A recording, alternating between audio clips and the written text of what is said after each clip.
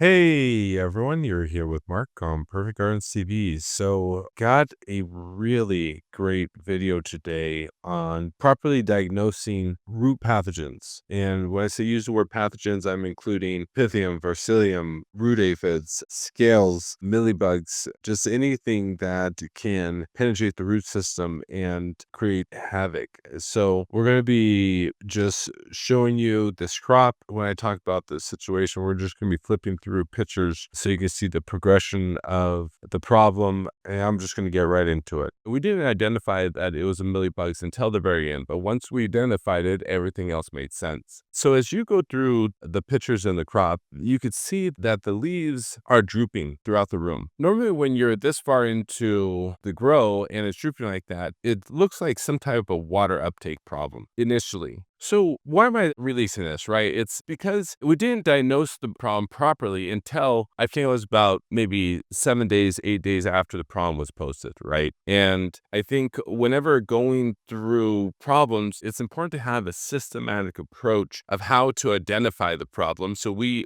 as well as myself, I get better at identifying the problem or drawing a conclusion or checking something quicker, something along those lines, right? To the point where money can be saved. If you can diagnose the problem, you could decide what to do sooner, how to, potentially save your crop, yada, yada, yada. So initially, when we saw the drooping at this stage, there's only a few things that would cause that type of drooping. A lack of watering, you missed your watering day. And if you know that's not the case, then the next thing would be possibility of a root pathogen disease like Vercillium wilt or Pythium or root rot, something along those lines. The next one could possibly be is maybe the roots are too big and the pot's not large enough and there's not enough water penetration. So you're watering your plants, but the water is rolling off the sides and it's not penetrating your pot. And then the one that we miss, it could be like root aphids, or it could be mealybugs or scales or something that's feeding off the root system and penetrating holes into the roots, right? And obviously that could cause a water uptake issue. This happens pretty quick, right? As you can see, the initial videos that was sent during week 3 into flowering. Often when plants droop like that, it could be more than likely a fungus issue. So then about a week later, you see the leaves still drooping, but you start to see a variety of different nutrient deficiencies, from the stem starting to turn purple. You start to see leaves starting to turn yellow. I mean, a variety of different things happening, right? And then this is how easy it is to start to misdiagnose a problem, because if you start to see the sickly leaves, people might shift to something like pH or parts per million or something along those lines. And if the plant isn't taking up nutrients, then salts will begin to stack. And so this is when data might become misleading. Then as you go a little bit further down, you'll see the mealybugs, right? They're just colonizing the root system. And at this point, our grower, I told him, you just got to get rid of the crop. You're going to spend too much money trying to save it. And he did exactly that. In these certain situations like this, you don't want to try to save the crop. You don't want to try to dump money into pesticides and fight these bugs and this be the hill you die on. You do not want to do that. You literally just want to get rid of everything, sterilize, and restart, especially if this is income. And that's what the grower did. And I'm really proud of him. This is where he's at now, restarting. And he did this entire turnaround in, I would say, less than 25 days. I could be wrong on that. He's going to watch this video. If I'm wrong, please post. I'll pin it to the top. But he did this entire turnaround, I can almost guarantee you, within less than 30 days, maybe a little bit longer, probably 6 weeks. Meaning he recognized the problem. We tried to initially fix the problem, recognize how big the problem was, made the hard decision,